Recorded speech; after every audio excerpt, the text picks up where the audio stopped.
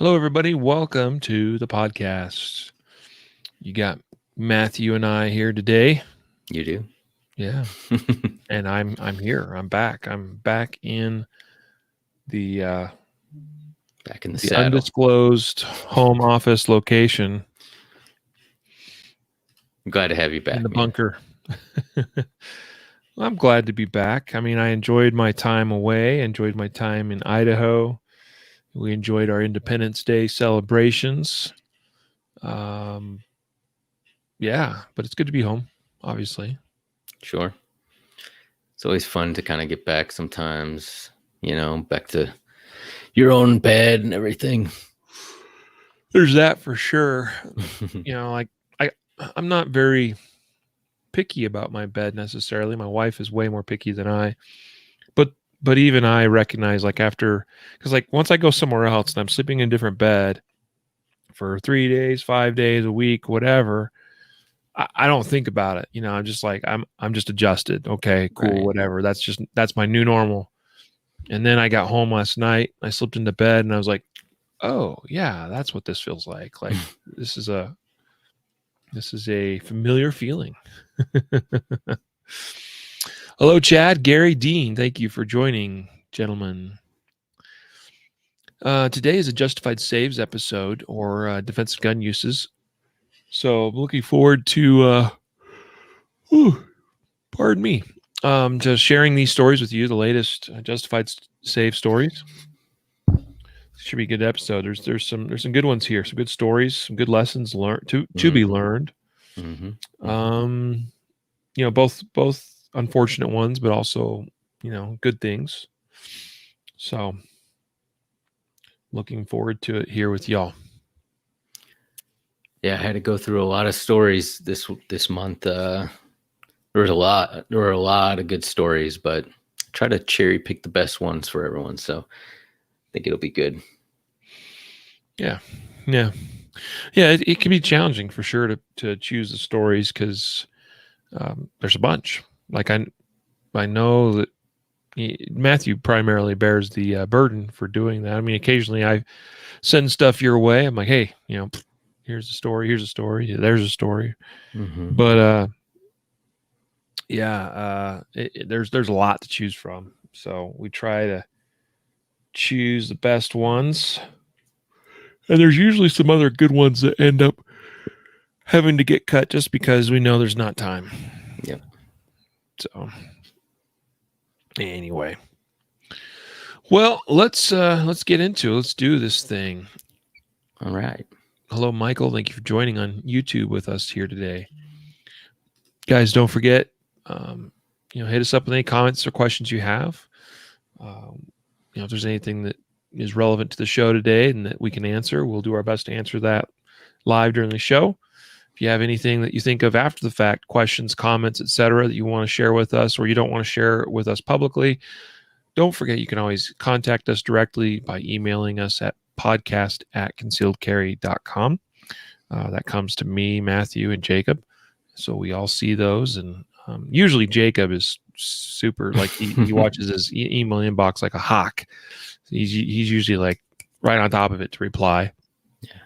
But we all see those, and sometimes we all reply, with our different perspectives and things. So anyway, that's how you can reach us. So just want to remind you of that.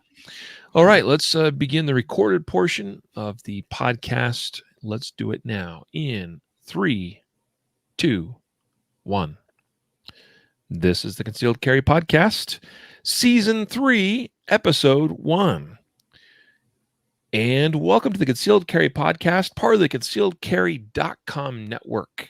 I am your host, Riley Bowman, joined today by Matthew Maruster. I forgot to mention, because I'm not sticking to the script, I'm doing the old script, but this show is brought to you by XS Sites. They are also an episode sponsor today.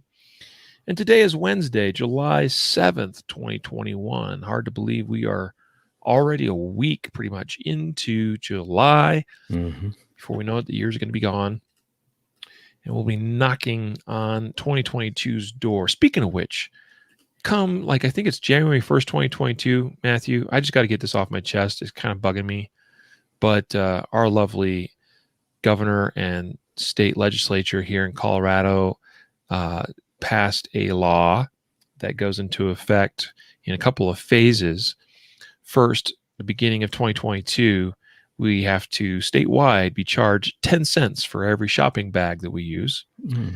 And then I think in 2024, the plastic shopping bags that everyone's familiar with are like straight up outlawed. Like no more. Wow. Like they are just illegal. So I'm like, really? Come on. Like I understand the environmental side of things, sure, whatever.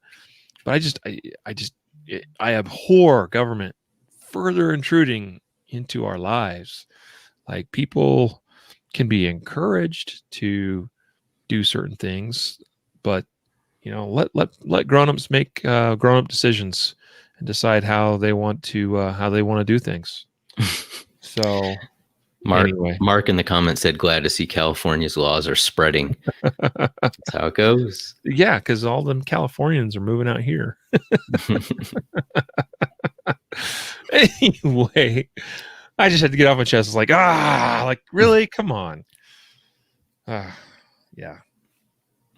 Today's episode is a Justified Saves episode. So looking forward to sharing with you the latest, what we call Justified Save stories, or defensive gun uses, as they are commonly known as by many people. And we got a bunch of great stories to share with you. Lots of lessons learned, good and bad. So stay tuned for that. We are also going to, for the first time, officially, publicly talk about the Olde Town Arvada, Colorado shooting, where the Good Samaritan Johnny Hurley was shot and killed. We may even break that down a little bit more in its own episode at some point, but we're going to talk about that today. And so I wanted to mention that now because I know many of you probably have some interest in that and want to hear our take. So stay tuned. That'll come later in the episode. Also, I wanted to mention that, hey, this is the first episode of season 3.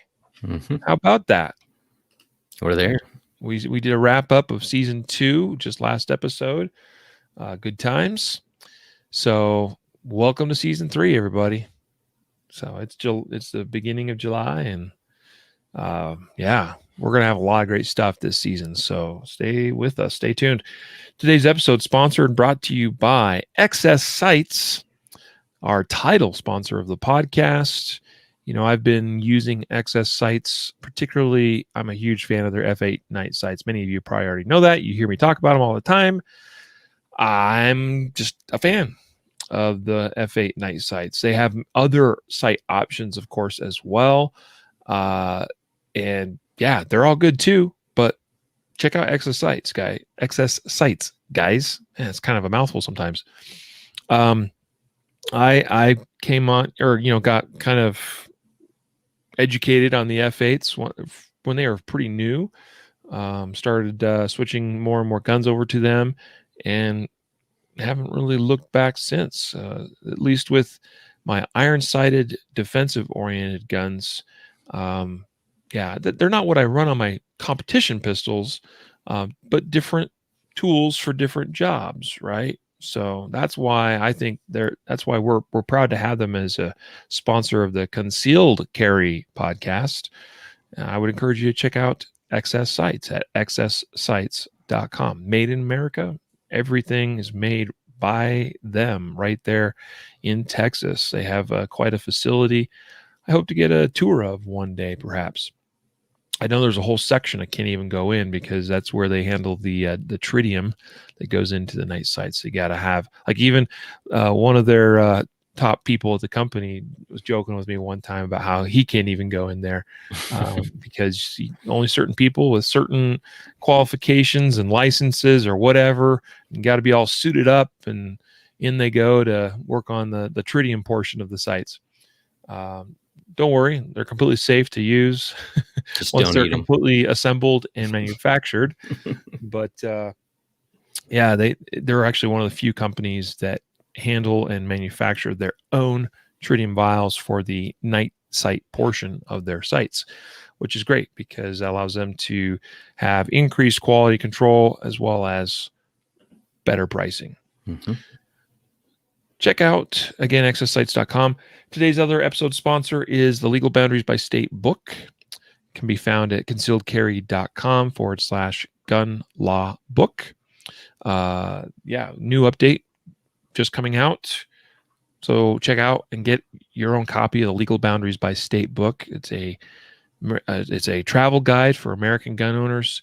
Covers all 50 states, state by state by state, in alphabetical order. So it's really easy to use. You just, hey, I'm going to go to Ohio, or I'm going to travel through Ohio, and just open up my Legal Boundaries by State book to Ohio, to the Ohio page. And that's the other thing too. It's very concisely compiled. Mm-hmm. So there's a page for each state, and just a page. But we worked really hard to figure out how to fit all of the pertinent information on a single page so that it was easy to use, easy to understand, but has all of the important stuff. Mm-hmm. Again, to go to concealedcarry.com/gun law book to pick up your own copy. And if you buy the paper and the electronic ebook version, or if you just buy the ebook version, you get lifetime access to all ebook updates. So that's a pretty good deal. Eventually, we're going to run out of customers, apparently. Maybe that's not a very smart business strategy. Anyway, guys, appreciate your support of our sponsors, which support us and the podcast and make it possible to do what we do here. As was mentioned, this is a Justified Saves episode. We usually lead it off with what not to do stories, but we have an opening story we want to get to first. Matthew, why don't you take this away? We've got a story out of Chicago, but actually, this was the Austin neighborhood or subdivision, or what am I trying to say? Or suburban area, whatever, of Chicago. It's on the west side. So we got 1 killed, 3 wounded in Austin, Chicago area shooting. Yeah, I know it's kind of crazy that there'd be a shooting in Chicago, but so we have this happened. And sorry to jump in. This happened on July 4th or 5th. It was actually on July 4th night. Mm-hmm. Yeah. So that night, and I think I saw there was like over 100 people shot in Chicago over the weekend. Yeah. 18, I think, killed was the total. It's Chicago for you, right? It's unfortunate though. Yeah. So in this story, 1 person died, unfortunately. So the article says 10:45 p.m., 2 men and a woman were standing in an alley. A 33-year-old man began shooting at this group of 3 people. It's unknown what the relation between the shooter and these people. If it was a robbery, if it was something else. Article doesn't go into detail about that. The woman was shot in the head. She was pronounced dead at the scene, and a man who was 32, who was standing in the group, was struck multiple times. He was taken to the hospital. His condition was stabilized, the police said. Another man, 49, suffered a gunshot wound to the buttocks and was taken to the same hospital. He is also stabilized. Now, a 49-year-old man was in the area. He was also separate to the other 49-year-old man. Right. So those 3 that were together were the ones being shot at. A separate person who was 49 standing in there. He's a concealed carry license holder, and also had a firearm. He witnesses what's going on, and he fires on the bad guy who was shooting at this group, who was later determined to be a 33-year-old man. He strikes the shooter in the arm and hip. Police took the shooter into custody, and he is in serious condition. It doesn't say anything about this concealed carrier facing any charges or anything. Seems like it's a pretty decent opening shut, justified defensive use. So concealed carrier in Chicago witnesses a shooting, intervenes, and stops the bad guy. Yeah. Concealed carry license holder, as it said. So, this man obviously was in the area and was carrying, and good for him. I'm glad that he was able to intervene. I mean, we don't have a ton of details as to what exactly went down, who exactly the shooter, the killer was, what his intent or intents were. Whether this was, because I mean, obviously there's multiple people shot here. We do see quite a few examples of that in Chicago and other major cities too. Usually where there's crowds of people gathered or all celebrating or whatever. So whether this was somebody that was just blindly shooting into a crowd, whether there was a specific person targeted, whether it was domestic related or something else, we just don't know. But we have a good guy with a gun that was in the area and was able to perhaps and likely make this a lot less worse than it could have been. Mm-hmm. So awesome. Kudos to you, 49-year-old man. Thank you for doing what you did to save lives. And it's fortunate too that he was able to come away apparently without any injury himself. So that's good, because that's not everybody that we're talking about here today in these justified saves was quite so fortunate. Let's see. On Channel 7, it's ABC/CBS. I guess I wasn't aware there was such a thing. So it's a joint affiliate station, KHQA.com. In Missouri, St. Louis, Missouri area, Missouri teen trying to stop assault shoots both parents. Now, this is actually one Matthew was going to not include in today's show, but I decided to include it because I think there's some noteworthy things here. Let's be clear. This is an unfortunate situation because what you have is a domestic violence situation. You have this 13-year-old boy. Okay. His father is strangling his mother in this domestic violence dispute. All right. And I mean, first of all, my heart goes out to a young man like this to even have to be witness to a situation like that, because that is unfortunate. Fathers, mothers, it's not just about being good to your kids. You got to be good to each other too. And you got to know when to draw the line and when to call it quits. Especially for the sake of your kids. So I don't know that anybody listening, but I suppose it's entirely possible, knowing, that Matthew, I'm sure you responded to your share of domestic violence calls. It's more common than I wish it were. Mm-hmm. So if you guys are listening and you get pretty heated with your significant other, your spouse, get some help. All right. 13-year-old boy decides to try to stop his father from hurting his mother.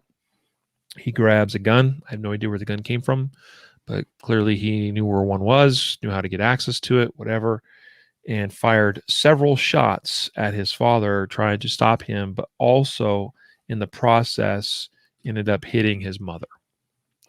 The father is in critical condition, it says, in the hospital. His mother, fortunately, is hospitalized in stable condition. So sounds like, his mother, who he was not trying to hit, is doing at least better than the father. The other thing here is, man, what a heavy load for a 13-year-old boy, a 13-year-old of any type, to have to carry, knowing that not only did you have to shoot your father, who was trying to seriously injure, hurt, kill your mother, but you also likely don't have the skill, the training, the discipline in the moment of using that gun to, avoid hitting your mother. And now you got to live with the fact that you also shot and could have killed your mother. So that's a heavy burden for this young man to carry. But here's the other thing, and this is why I decided to leave it in the story, Matthew. The boy was arrested, and his case has been sent to juvenile court. Mm-hmm. I don't know what's up with that. Okay. Obviously, we are only going by a 5 or 6 paragraph news story on some website. And so all the details are not here. But based on what is reported, I can't in my mind understand or begin to fathom why this 13-year-old boy is arrested and is now going through the juvenile court system over this. Yeah, I mean, typically we don't see, dispositions of the cases, and they don't include that, especially in an article with such limited detail. But apparently something happened that was, they made the decision pretty quickly that he was going to be charged for something. So I don't want to jump to any conclusions or anything, but it's just sad all around. And, I don't know. We're going to cover another story with the teenager that intervenes with the firearm. It's hard because you're taking a teenager and expecting them to make very important decisions at split second, and not only that, but be able to shoot accurately while under stress and all these things. And it's hard enough for an adult who's practiced and trained and kind of thought about these things. And, so if your kid is going to have access to the firearms, then make sure that they are, not just that they know how to safely handle the gun, but that they're involved in training along with you and things like that, because it is important. Mm-hmm. Yeah. All right. Just an unfortunate story all the way around. Let's take another look at another story that is sort of a, what not to do, or what could certainly be learned from. And hopefully there's some things we can get from this to do better should we be in a similar situation. I'm going to go ahead and cover this one as well before I hand the next one off to you, Matthew. Dinwiddie man fatally shoots his best friend after mistaking him for an intruder. This happened in Dinwiddie County, which I think is in Virginia someplace.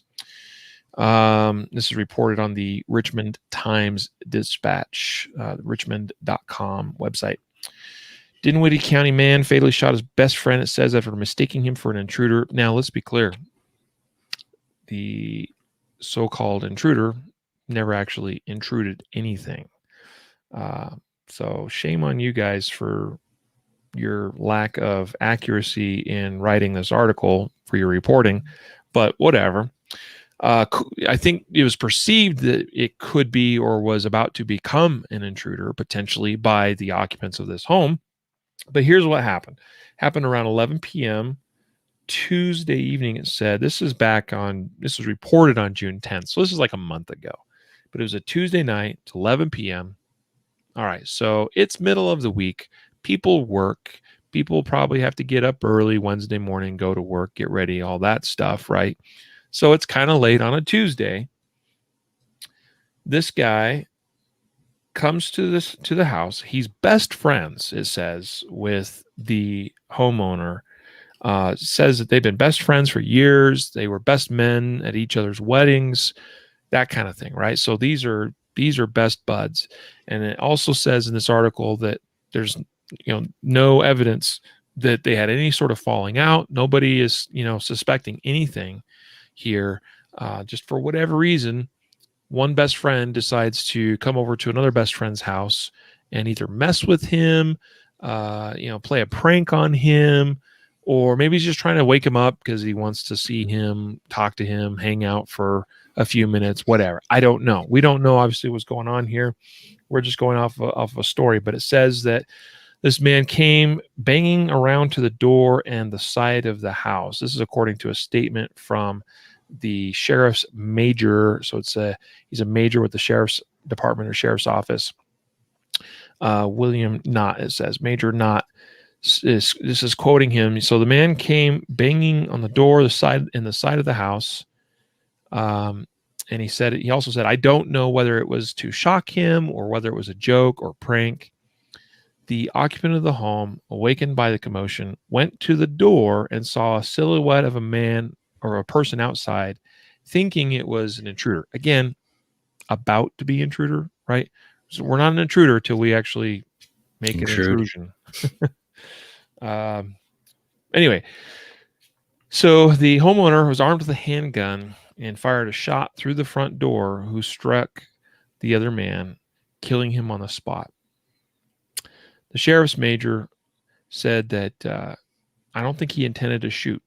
The gun discharged. It may have been an accident. Now, I don't know about you, Matthew, but what is a member of the sheriff's office doing giving such statements? Yeah, that was, I thought that was kind of odd that he kind of tried to speculate on what the guy's mental state was, or what you can't really prove that, right? Like, and I would hope that guy didn't make any statements. Because we have an active investigation here, right. And the man that shot his best friend was arrested and charged with voluntary manslaughter. So I don't know about this sheriff's department employee, but he's a major, so he should know better. But he could be creating problems for the case. So we don't know exactly what happened. I would say that's pure speculation. I don't know. Maybe the man made a statement. But either way, does it really matter? Because a shot was fired. Now, whether it was intentionally fired, he was shooting through a door at a shape. Remember the triple S disease, the name that Jacob gave that, which is shooting at shapes, sounds, and shadows. So we have a shape or shadow out there. We have sounds, we have noise, right? Man banging on house. We see a shape, a shadow, a silhouette through the door, and we end up shooting through it. That's a problem. Okay, this man had the triple S disease. We don't shoot through doors. Okay, last Justified Saves episode, we had one instance where a man, justifiably so, fired through a door, but this was after another man fired a shotgun through the door at him. Still a risky move to shoot through doors, but at least you have a couple things clarified. You know that person's a threat because they just fired through the door, and you might have a sense about where they are based on trajectory of around a shotgun blast coming through a door. So that's still maybe not a perfect thing, but at least we've got some information there. This is a situation where a man fired at a shape, a sound, a shadow through a door and killed his best friend. Now he has to live with that the rest of his life and may go to prison. We'll see how this case shakes out. Maybe it wasn't intended. Again, so it goes from voluntary manslaughter to involuntary manslaughter. Yeah, that would be the difference, right? So anyway, a very unfortunate incident. Sorry this happened. This shouldn't happen to anybody, but that's why we talk about this stuff on the podcast.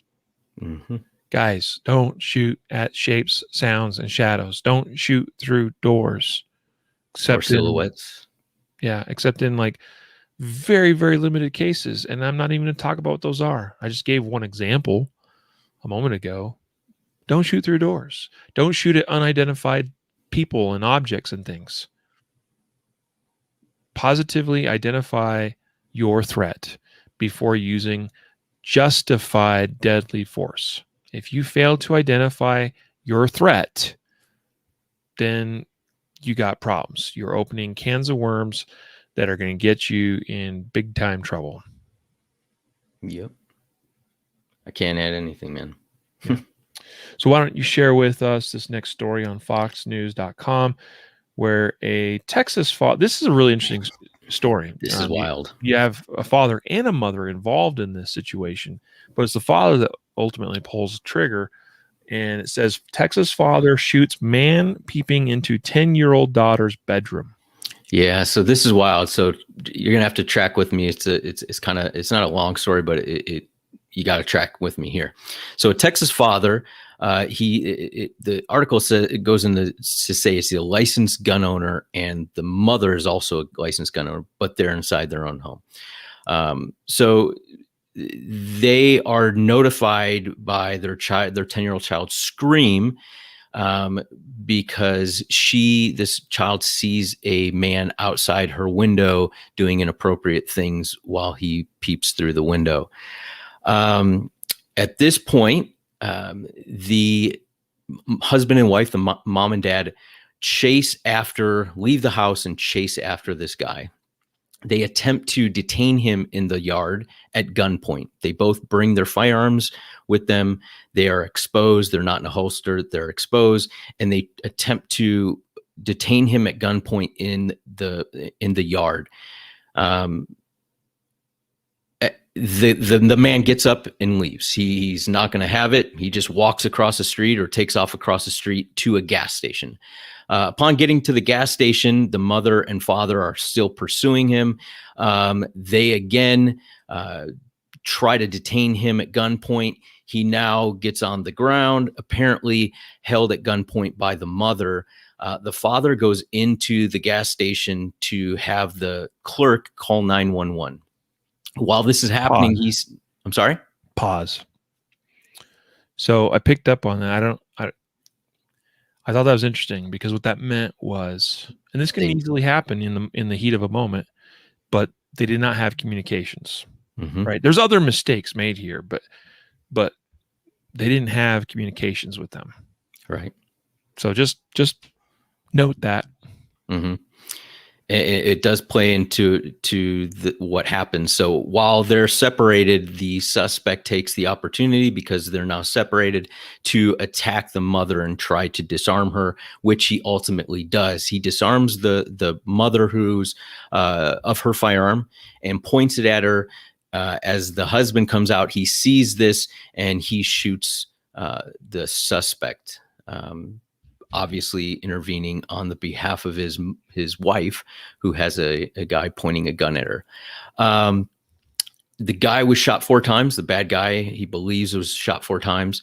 He's in stable condition, and obviously was arrested. So this is kind of crazy. You picked up on the fact that they didn't have communication with them. They didn't even have call 911 initially. They didn't stay, neither. And I get it. Like, you urge to chase after somebody. I get it. Neither one of them stayed with the daughter, who, was traumatized and assumed that there was only one person there. Obviously in this case, there was only one person. But leaving the victim there is, you probably would want to stay with the victim, get on 911. But, I'm not going to judge these people's actions. I'm not going to say it's not reasonable to have that desire to chase after somebody, but we have to understand that, and we've covered this a lot of times, that different laws of different states are come into play when you use a deadly force, that level of force, to detain somebody. In this case, they use deadly force to detain somebody who is outside their home, who, I'm sure this is a felony in Texas, as probably many other states. So they use deadly force to detain this person. But as this guy gets away and runs off, now they're pursuing this person. And I just kind of looked it up and kind of got a basic idea of Texas law, because every state's a little different as far as citizens arrest and stuff. And Texas is pretty, on par with most of the other states, is in that you can pursue somebody that you're trying, if you're trying to affect a citizen's arrest, if you've seen a felony or are witness to a crime, and you can pursue that person if it's reasonable to think that that person is going to commit a violent crime if you don't stop them. And so in this case, it may be hard to say, I was pursuing this person because I believe that they were going to go peep in another person's window. And, it would be different if that person had a gun and they just shot somebody and you're chasing after them and saying, I was pursuing after them because I believe that they still had the means to shoot people. They just did. And so I pursued them. So I'm not saying that these people are going to face charges. I don't know. They likely would be, even if it was a borderline case or something, they probably, I don't know. I don't know if they'll face charges for pursuing these people and holding them at gunpoint, which is a threat of deadly force. But certainly it opens them up to the possibility, the potential. And they ended up having to shoot somebody where potentially if they would have just pursued at a distance, observed and kind of, tracked them at a distance, got a good description, been on the phone with police, they could have eliminated the risk of being sued or having any sort of criminal implication from what they did, or having to shoot somebody. So crazy story, but I don't know. What do you think, Riley? Yeah, this is a tricky one in terms of the actual the legality of the citizen's arrest, the detainment, where deadly force or the threat of deadly force was involved.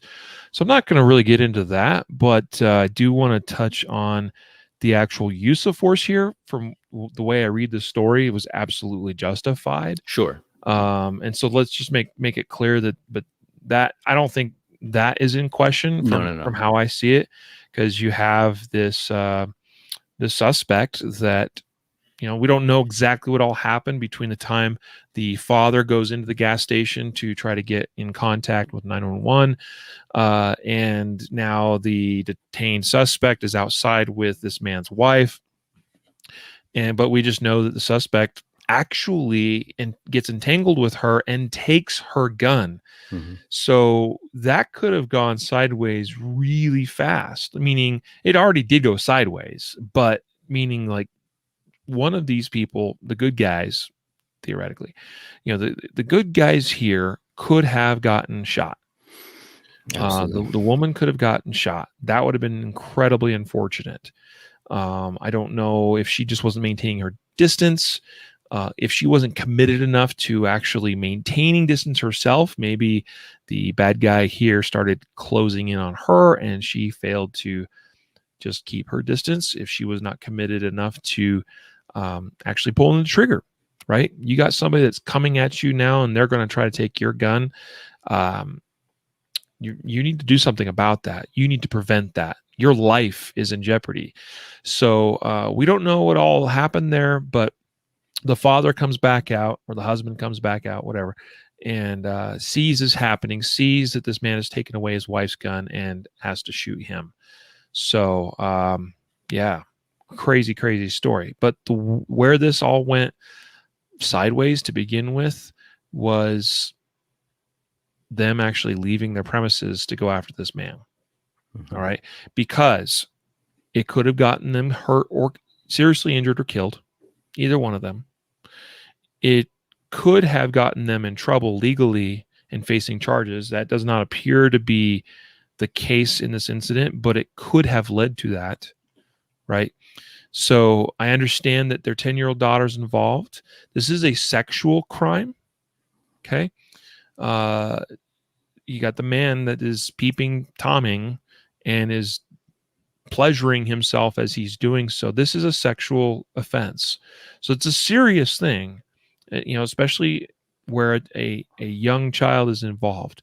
So all of that I understand, and I understand the parents wanting to defend their child, wanting to make sure that justice could be exacted here, considering the seriousness of a crime like this. But take a step back, take a breath, and you have to evaluate whether it is wise to leave the security and safety of your premises to begin with. And I would say that it is not. All right. Call police, get them in the area. This man may very well have been on foot. It sounds like he was on foot. Okay. And they may be able to still pick him up. All right. So be good witnesses, maintain the safety and security of your home and of your family, and keep yourself out of trouble, physically and legally. That would be my final 2 cents on that one. Yep. Right on, man. Click to Houston.com website here. So the Channel 2 affiliate there in, I think it's NBC in Houston. Gun owner shot 7 times while fighting off robbery suspect in Southwest Houston, police say. So this happens in Houston. It's actually in the parking lot of a Wendy's.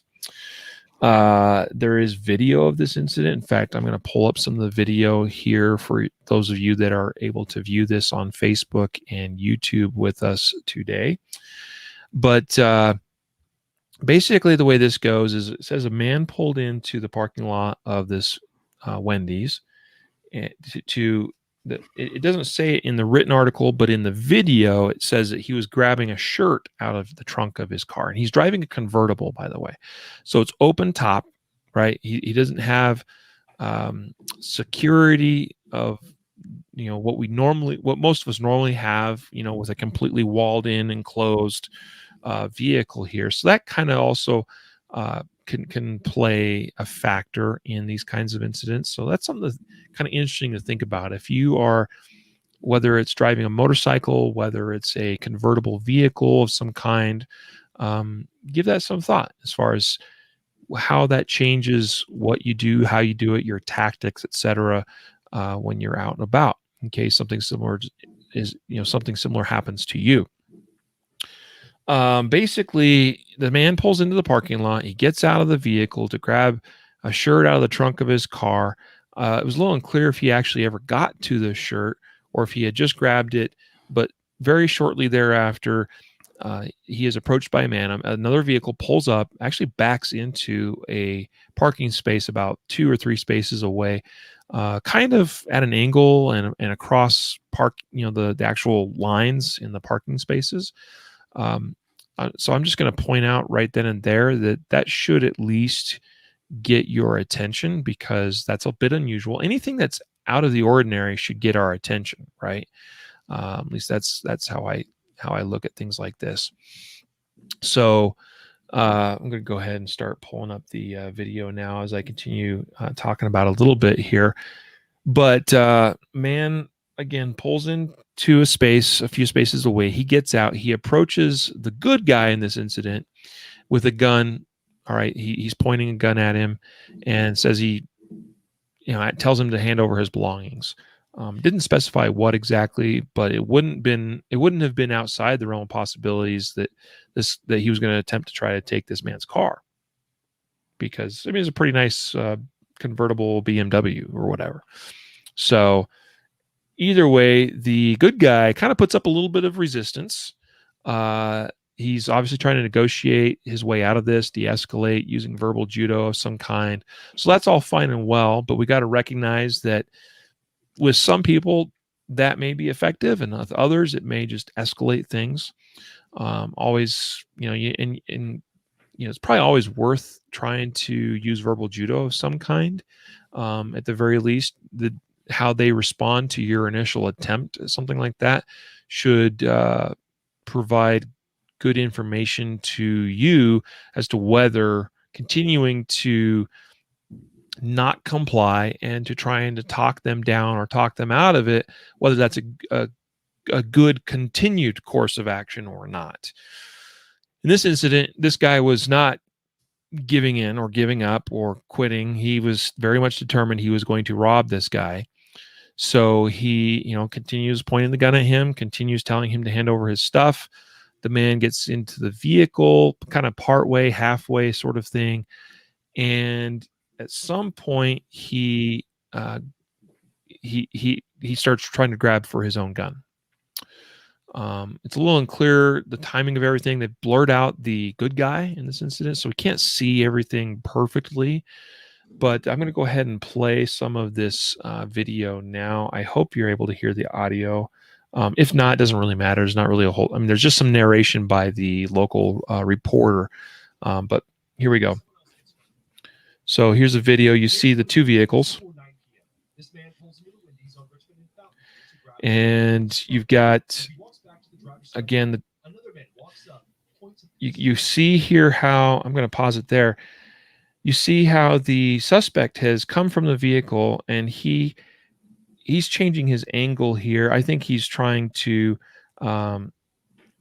he's trying to gain advantage, obviously, over the man he's trying to rob. He may be also trying to see more of what this man is up to, because this man, the whole time he is not complying. He's like reaching for stuff or acting like he's going to reach for stuff. Whether he's actually reaching for valuables to hand over, whether he's just trying to find an opening to get to his gun, a little unclear.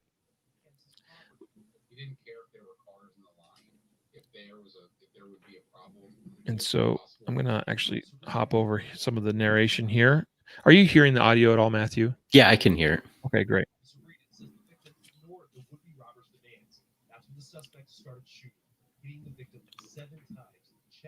So the man is still kind of standing in the doorway of his vehicle, not complying, trying to, again, de-escalate things, whatever. And the suspect finally decides, like, he's had enough. He just starts shooting him. And as he shoots him the first few times, the man falls into the vehicle. And he was shot 7 times. I think it said 4 times in one of his legs, a couple times in his other leg, once in his hand, his left hand, and I think once in his chest or body area as well, 7 times. But fortunately was not severely injured from any of that, and walked out of the hospital 2 days later. But here's a critical moment that comes up. You'll see right here, he actually reaches down somewhere near the center console of the vehicle. It's a little bit hard to see, but I watched this a couple of times and paused and rewatched it, and you see it's his right arm and hand that goes down. And right here, boom, you'll see that hand swing out. And that's where the shot that he shot the suspect came from. So here's my point. As I've watching this incident, there's plenty of things that could be dissected and learned from, as far as, obviously situationally being aware, paying attention to cues. It's tough when somebody just emerges randomly out of a vehicle and you don't really have much time to respond to that. But you should be taking note of, hey, this guy, he kind of parked weirdly, all right, in the first place. That's interesting. Maybe I should be thinking about getting out of here. Maybe I should be thinking about getting myself positioned where I have a defensible option to begin with. Because to me, what's apparent, Matthew, is that the good guy here did not have his gun on his person. Bingo. And it's clear that he had to reach somewhere in the vehicle to get his gun. And that was a problem. That his hand was basically forced here into he was not going to give in to the criminal demands of this bad guy, right? And the only option he had was to basically try to talk his way out of it, and trying to talk his way over to his gun. And that is problematic. That's hugely problematic here. And it got him shot. All right. Fortunately, he lived to tell the tale. He was able to eventually get to a gun and respond, but it was only after he was shot. So that's pretty sad to see. Now I think he was shirtless here, so it's understandable why he wasn't carrying on his person. And that's apparently he was retrieving his shirt from the trunk of his vehicle so he could put a shirt on. Maybe he was going to go into the Wendy's and, no shirt, no shoes, no whatever type policy. He probably needed to get a shirt on. Just something to think about. All right. Yeah.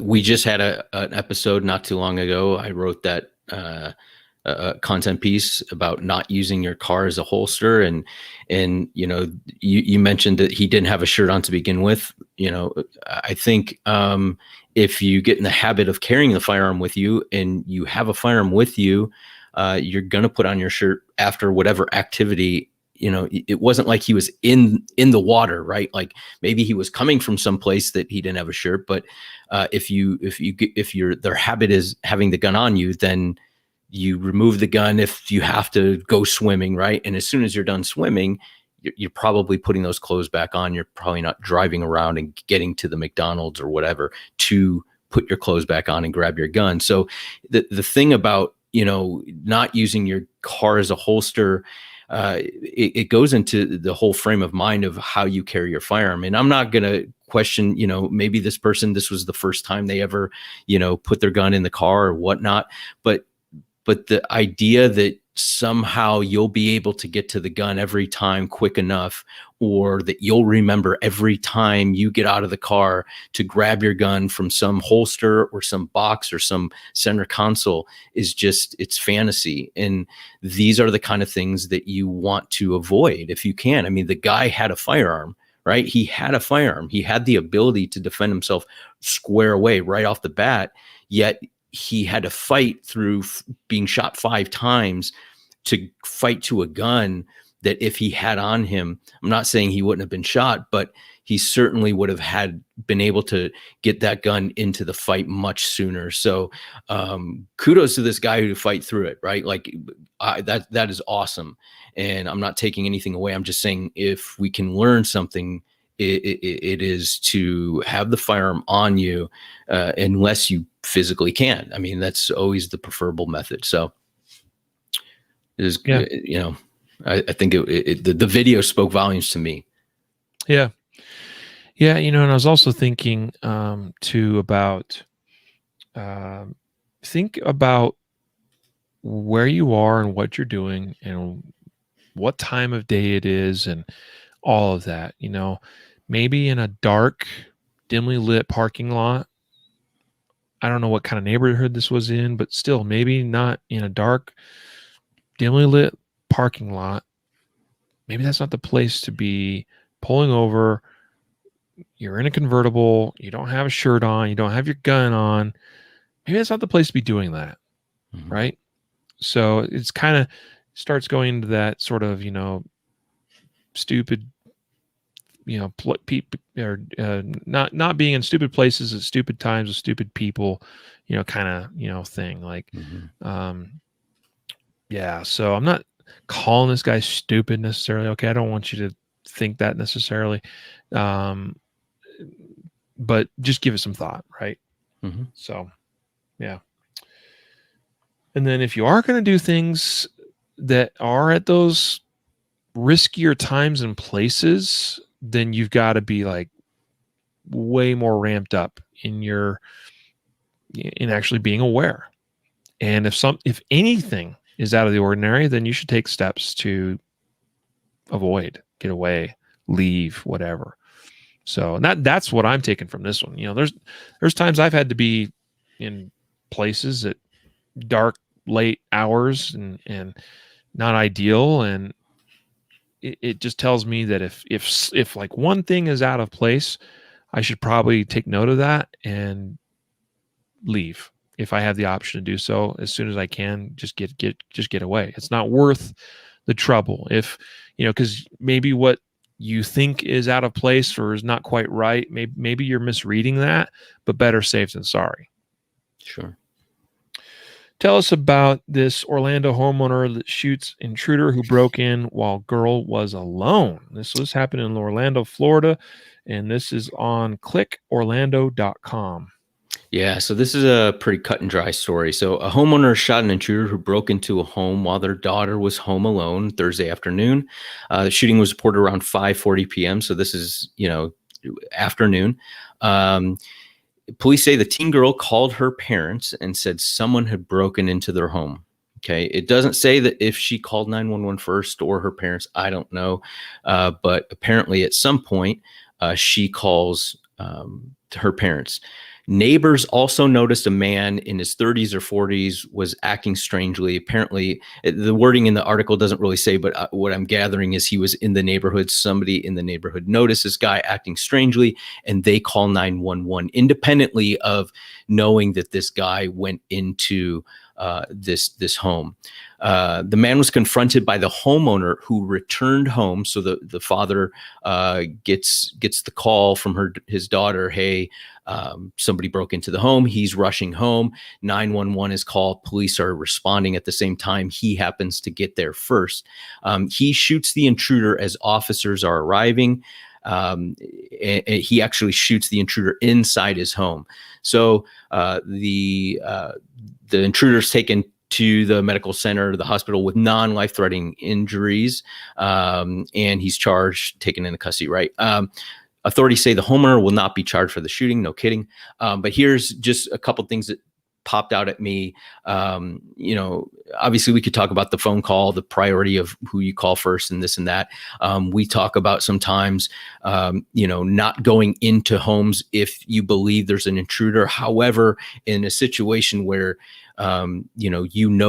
you have a child inside, then of course, your instincts is going to draw you into that home. Just be aware, we don't want to go searching the home if it's unoccupied, right? For somebody who broke in, it might still be in there, but if somebody's inside, maybe your instinct is, hey, I'm going to go in there and save my daughter. That's truly like a reasonable response, I think.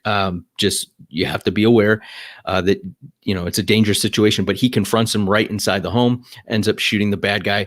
Another thing is the police were also responding, and as we'll talk about in another story, just be aware of the fact that police are responding to a guy who's broken into a home, and they don't know who you are, the homeowner, what you look like. They see a guy with a gun. So there is a potential for a friendly fire type incident where you get mistaken as a bad guy. So it doesn't say that the father or the homeowner didn't call 911 and give a description of, hey, I'm responding to, this is what I'm wearing, but that might be something that you think about if you can, because you want to avoid any potential mistaken identity of responding along with police. So those are just a couple quick things that popped out. Yep. Yeah, you got it. That's pretty much what I saw in this one too. This is such an interesting one, because I totally understand. You've got a father, like, of course I'm going to go in if police aren't there already. Of course I'm going to go in if my child's in that house with an unknown man, that's broken in. Sure. So that's a completely rational and reasonable response. There's probably all kinds of things that we could talk about here, talking about how your home is actually secured. What other security measures do you have in place to prevent this person from getting in the first place? Making your home less of a target, considering other things about your policy or procedures for leaving children at home, whether you do or do not, whether you provide them with defensive tools. There's a lot of different directions you can go with this one. The big one is, like this father came home, he beat the police there just barely. It's a good thing he didn't get himself shot. That's going to come into play here in a few minutes when we talk about another story. But I'm glad this one worked out the way it did. It could have been way worse. Absolutely. It could have been worse. Let's turn now to Channel 9, and where again? Oh, this one was the one that's in Iowa, was it? No, Louisiana. This one's the Louisiana story. Yeah. Yep. So this is a 12-year-old boy, all right, who feared for his life and his mother's, and he is the winner, or the one who stopped. I guess he is the winner. Yeah, he won here. It's a pretty heavy load for him to carry, but I'll get into the details here. This is on WAFB.com. So near Baton Rouge, Louisiana, basically the story goes that witnesses, and it says this, that witnesses saw the suspect armed with a pistol, and he made contact with the mother here in this case. She's a resident of this home. Her 12-year-old son apparently is inside the home, but she's outside. So this man, he's a 32-year-old man, he makes contact with her while she's outside the home, apparently threatens her with a pistol. He's got one. Witnesses saw this. He forces her into the home. Once inside the home, a struggle begins between the suspect and this mother. It was at this time that the 12-year-old son of this woman grabs a hunting rifle and shoots the suspect, killing him. Mm-hmm. He was pronounced dead, it says, at the hospital. Wow. Like this is pretty crazy. Now, how often do we come across situations, Matthew, that start outside of a home? Yeah, quite a bit. It happens. It happens. It absolutely does. And so just because we're on our property doesn't mean that we are fully safe and secure. Of course, inside the home doesn't mean that either, but the more inside the home we are, the safer we generally become, because at least it puts a barrier between us and those that would hurt us.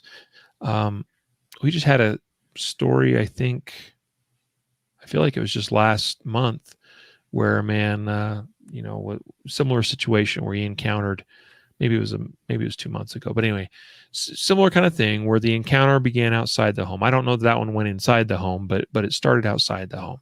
So we still need, situational awareness. We can't let our guard down fully. Like, it's understandable that we are relaxed, that we're comfortable, more so when we are on our property or at our home. Like, that's totally understandable. Like, that's why it is a home, because it's our safe place. But we still need to try to not let our guard down, even then. So, crazy situation. One that probably could have been solved had the female resident been armed herself. But fortunately, her 12-year-old son was able to save the day. Yeah. And my heart goes out to this 12-year-old. Like, on one hand, I applaud him. Like, wow, like that's amazing that this young boy could do that successfully. At the same time, like, that's a heavy burden to bear for such a young boy. It's heavy for anybody to take a life, but for a 12-year-old, that's tough. I hope he's able to. And it does say a little bit down in the article here that I thought I read that somewhere, that said that the boy is doing well. Yeah. I don't remember where that was, but anyway, we're glad it all worked out. Yeah, I mean, and we could dissect this, many different ways, but a couple things, you mentioned, of course, this kid's going to have a traumatic experience from shooting somebody. Imagine the traumatic experience of seeing your, family murdered in front of you, or your mother. So, as bad as this is, the fact is this kid did what he had to do, which was, I mean, and I'm not saying you didn't mention that, but he absolutely stepped up like a grown person and did what they had to do and did it effectively and responsibly. And I think, wow, a 12-year-old kid, amazing. A couple other things, and I don't want to go always, I'll go back to that. Don't use your car as a holster, because in this situation, I in that article, there were some online comments, and one of them was a guy who said he keeps the gun in a holster, console holster, and before he goes in the house, he unloads the gun when he gets home. And then when he leaves, before he gets in his car, he loads it up and then he puts it back in the car. And it was this mentality that I was like, wow, this is a really bad mentality, because you mentioned we do see a lot of assaults happening at home. So this guy gets, a lot of times people, they get out of their vehicle, they're going into their home, and somebody who is waiting for the person to arrive or driving behind them stops a car and rushes up behind them. And if you've just disarmed yourself, you've just taken yourself out of the fight or taken away your most, probably valuable tool besides your brain. And so that's probably not the ideal thing. So if that's your strategy or your plan, probably not the best plan to have an effect. Also, like just the fact that if you are being moved by somebody with a firearm, the potential for harm is increased, right? So if you're trying to evaluate, should I comply or should I not, a good indicator that something's bad is about to happen is if they start moving victims into more secure or more secluded areas, right? So So just kind of that an awareness type thing about, sometimes compliance works, sometimes it doesn't, but you can cue in on a couple different things that can indicate things are escalating in a bad way. And one of those is, you're moving to a secluded spot. Mm-hmm. So, yeah. Yep. And be really wary of situations like, again, this one started outside of a home, and the suspect here forces the woman inside the home. Not all that dissimilar from that is any time that a bad guy wants to take you or a person somewhere else, mm-hmm. especially away from a scene. That usually is not a good thing. You may want to also give some thought to the fact that, hey, I don't know, and this is going to be different. And again, I'm glad this one worked out the way it did. But are you sure you want to allow this person to take you inside your home where your child is? Mm-hmm. Right? Like, maybe the place to make the stand is here outside of the home for the sake of my child. Right? It's just lots of things to think about and think through and consider. Everyone needs to answer those questions for themselves. Story out of Las Vegas. I'm going to be fairly brief on this one, because we need to get to our final story, which is the Olde Town Arvada, Colorado shooting, and we're kind of out of time at this point, but we'll get these done because we want to do them justice. But this is a story out of Las Vegas. Basically, this was a domestic situation. You have an ex-boyfriend that showed up to his ex-girlfriend's birthday party that she was hosting at a hotel in Las Vegas on the 22nd floor. He shows up. He's threatening her and her party goers, and he's trying to take her away. Again, I just talked about that. Like, hey, that's not a good thing. Okay, you want to stay where there's other people. You want to stay where there's witnesses. Now, it didn't say that he was using the gun initially in this crime, or really ever in the crime. It doesn't specify that. There is a gun involved. It's going to come into play here in a moment. But he is grabbing this woman, his ex-girlfriend. He's trying to drag her out. He's punching her. He's choking her. All this stuff is he's trying to get her to leave and to come with him. At some point, one of this lady's friends, another female apparently, I don't know whether, again, if he had actually used the gun, pointed the gun, whatever, but she discovers he's got a gun. She grabs his gun from him. It could have come off his waist. It could have come out of his hand. But either way, this ex-boyfriend gets his gun taken away, and then he gets shot with it. Mm-hmm. It doesn't say whether the person that took the gun from him pulled the trigger or somebody else, but either way, the gun was taken from him and used against him to defend the life of the girlfriend here, the ex-girlfriend. Mm-hmm. It does say that his injuries from being shot were considered life-threatening, but that does it appear that he is going to survive. He is facing charges of battery, domestic violence, strangulation, booked into jail.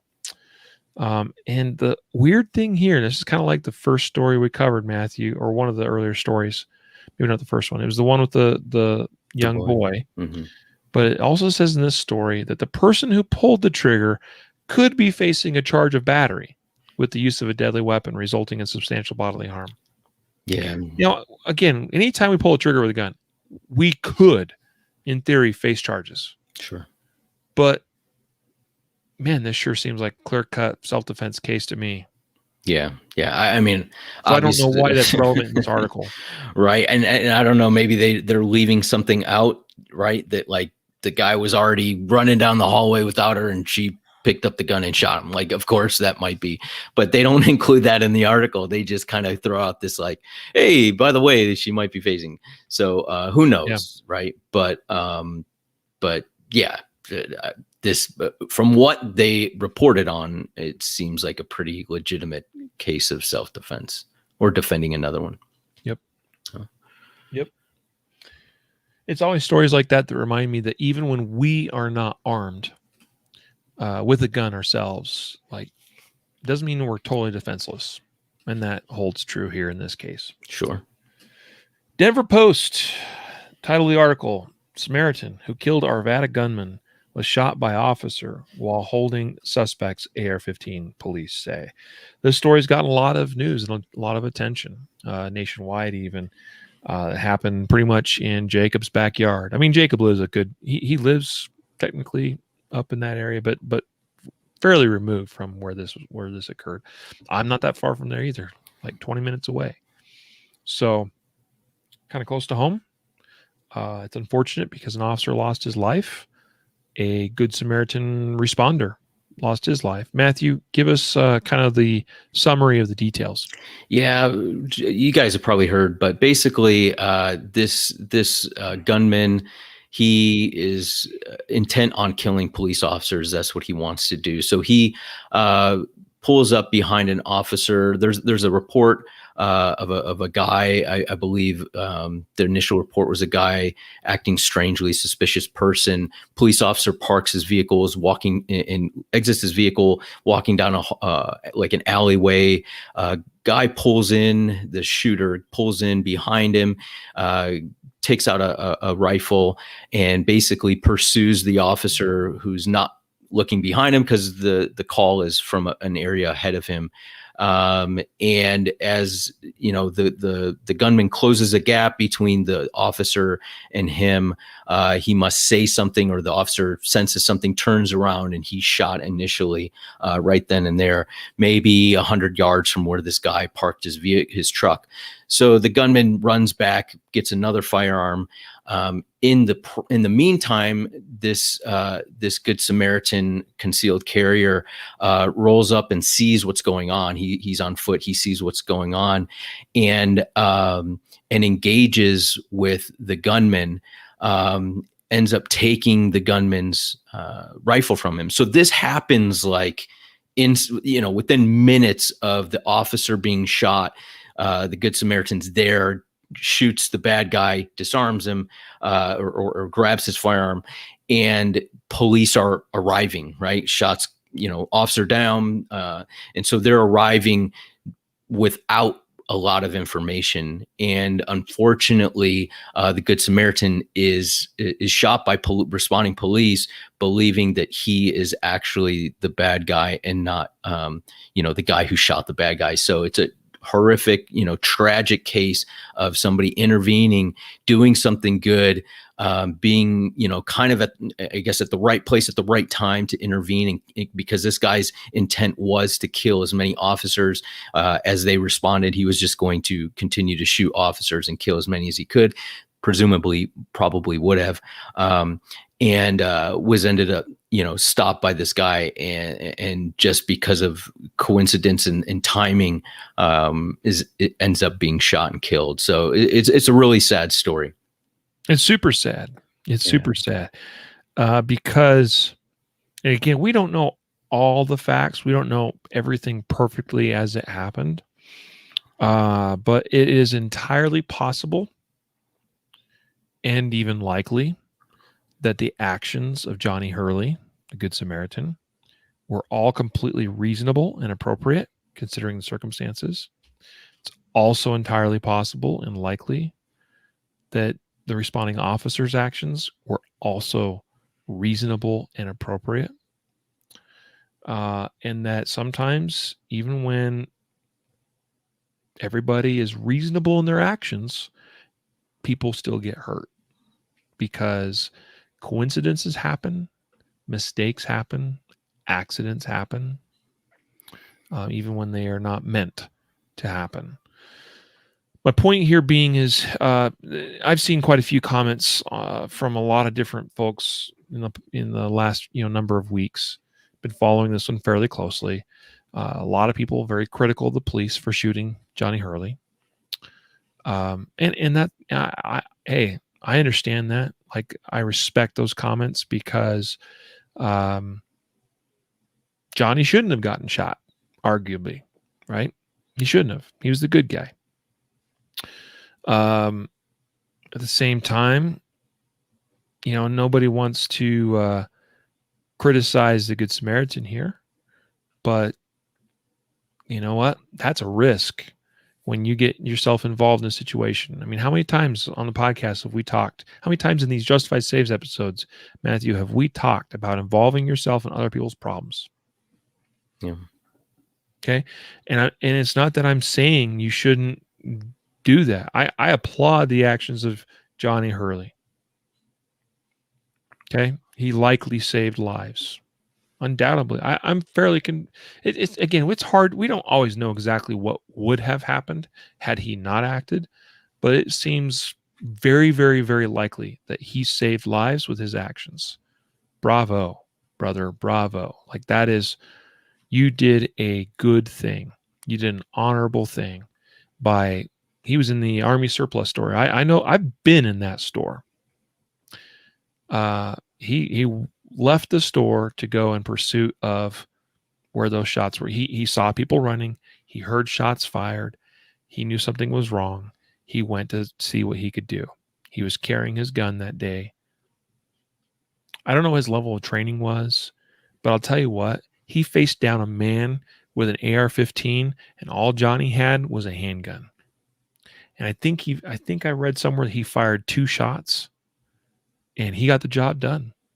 He disabled the threat. He stopped the threat. He stopped a threat wielding a gun that was infinitely more capable than his handgun in terms of firepower, capacity, all of that. Maybe not infinitely, but a big time disparity in those tools, those deadly force tools, right? AR-15 in the hands of a bad guy. I don't know what gun Johnny was carrying, but wow, that is commendable, and it is remarkable because officers ran into the King Supers up in Boulder not that long ago to try to stop that guy and got themselves shot going up against him with an AR-15, right? Like that is pretty cool. Now, there is some advantage to be had as a civilian. We talked about this last month with the guy he shot some, older lady in an apartment complex and was randomly shooting around this apartment complex, probably trying to get police to arrive and wanted to, either suicide by cop or wanted to kill a bunch of cops or whatever. It's kind of the way it looked to me. And an apartment dweller somewhere near there grabbed his own rifle and shot and killed him. He probably had no idea what hit him. Probably had no idea where it came from. Unless, the man issued commands or something, because it's very hard. It's hard to miss police when they show up, when they are on scene, it because they make noise, sirens are coming, they run onto the scene, they're dressed in uniform with a shiny badge on their chest. So, but you're just some dude dressed in everyday clothes, gray man, hopefully, right? There is some advantage there because they may not immediately recognize that you're trying to stop them, and you should try to keep that advantage as much as possible. So I don't know how that all played out. I'd kind of like to know, but Johnny was able to gain the advantage and shoot and stop the threat. Now, for whatever reason, he picked up the rifle, and I kind of think that it may have just been really bad timing, that as he did so, other officers, whether they came around a corner or whatever, and it may have all just happened very, very quickly. So we can second guess and play armchair quarterback all day long with this and say, why didn't the officers issue commands or give him a chance to, put his hands up or drop the weapon or that kind of thing? Don't know. I don't know how it is that he ended up getting shot, but I know that he did. And it could have been that everybody made reasonable, and Andrew Branca talks about this all the time, made reasonable decisions, and that their actions were reasonable, and yet it still resulted in this tragedy. Mm-hmm. And it doesn't make it any less painful, and it doesn't necessarily excuse it, but hopefully we can wrap our heads around it and go, I can see how or why this happened, and that it is terribly unfortunate, and that anytime we get ourselves involved in a situation like this, we have to understand and be thinking, and really not, well, we should try to think about that in the moment, but that may be difficult to do. But we need to have the idea and understand that if I get myself involved, I don't get to choose the outcome, and we can get ourselves hurt or killed trying to do the right thing, because that's just the way it goes sometimes, because everybody's playing with deadly weapons. Yeah, and you hit the nail on the head. I don't want to speculate on the tactics of the officers, or because we just don't know, and anybody claiming to know exactly what the officers saw or what they didn't see, or what must have information that we haven't seen yet. But my big takeaway is an individual's understanding of what they are willing to get involved in, and realize the consequences of getting involved in anything. And this is why, whether it's in confronting the dude that's breaking into your car and you're inside your home and you leave the safety of your home to confront them, or you intervene in a shooting, they may be lawful, they may be something that it is the right thing to do. But anytime you get involved in anything like this, your odds of being injured, killed, going to prison, going to court, whatever, killing somebody else,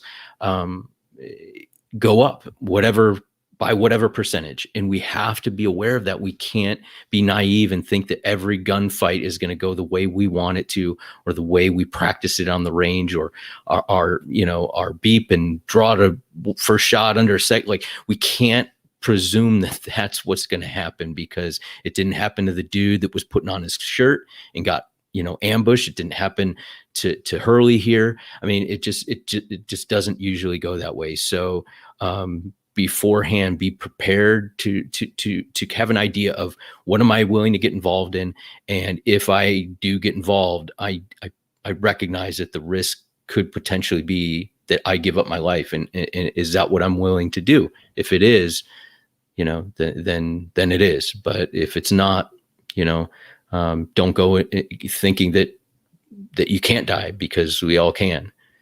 Mm-hmm. Yeah. Yep. Appreciate your thoughts and comments, Matthew. Yeah.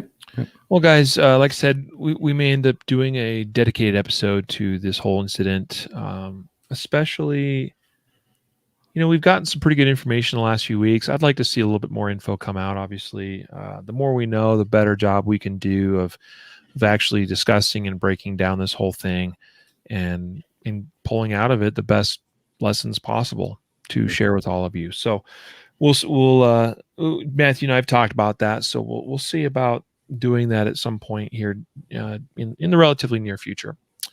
So there you go. Well, guys, this brings us to an end of our Justified Saves episode here today. I hope you got something out of this. I hope you learned things and are coming away with some thoughts and ideas and suggestions for how to hopefully be a little bit better prepared yourselves in the case that you, unfortunately, not inevitably, but unfortunately, because it's possible, could happen. Anything like these stories today can happen to any one of us just about any given time.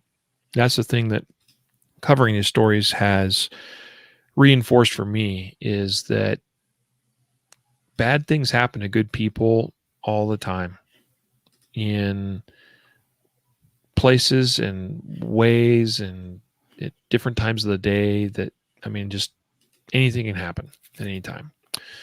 Some things we can hopefully see coming and be a little bit better prepared for, but there are certainly incidents that happen with little to zero warning whatsoever, and no matter what we did, it was just our day and we were going to get sucked into that mess. And that's just the way life goes sometimes. But I hope that you are a little bit better prepared to hopefully deal with those situations should it occur to you. The big thing is, I would hope that you kind of spend some time here and there, like actually kind of wargaming would be a word to describe it with, right? It's sort of like mental dry fire practice of just thinking through, and these kinds of stories are great examples and great opportunities to do this with, to just sort of think our way through similar problems and how we might handle ourselves in those situations. Because the more decisions that we can make ahead of time and the more mental preparation we can have, then the better decisions we can typically make in the moment.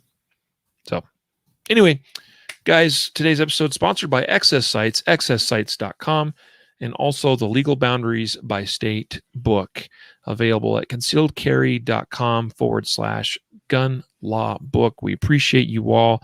Welcome again to season 3. We look forward to a fabulous 3rd season of the podcast, and we're going to have a great time.